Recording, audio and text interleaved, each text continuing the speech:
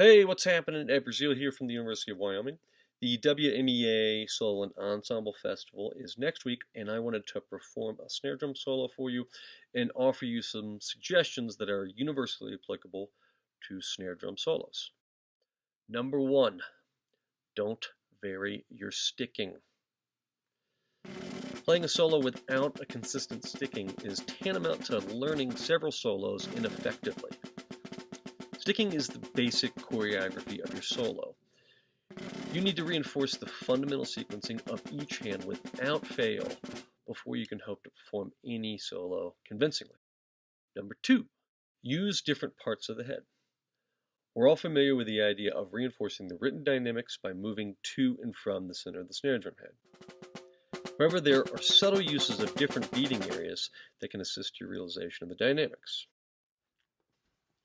First, let's inventory the parts of the head from loudest to softest. Loudest is obviously in the center of the head, and as I move toward the edge, I'm staying over top of the snares. Next, I'm going to move as far away from the snares as possible while still staying next to the hoop. Typically, we'll want to keep our beating areas above the snares to ensure their response. But that doesn't mean we're unable to shift away from them momentarily if it helps.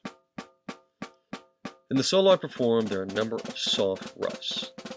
Some of these occur during quick transitions between forte and piano dynamic markings.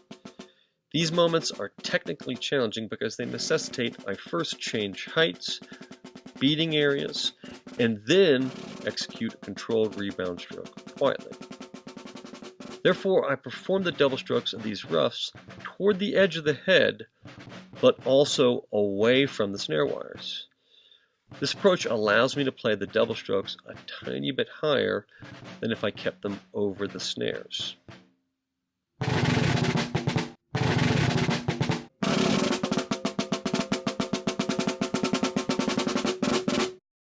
Number three, use different pressure points in your grip. In order to play controlled rebound strokes, we need to apply varying levels of pressure to the drumstick.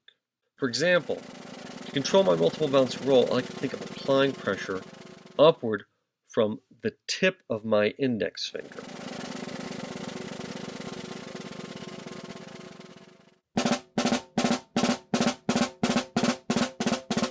For all the double strokes I'm using to perform the roughs, I like to think about applying pressure in the tip of my index finger and the tip of my middle finger.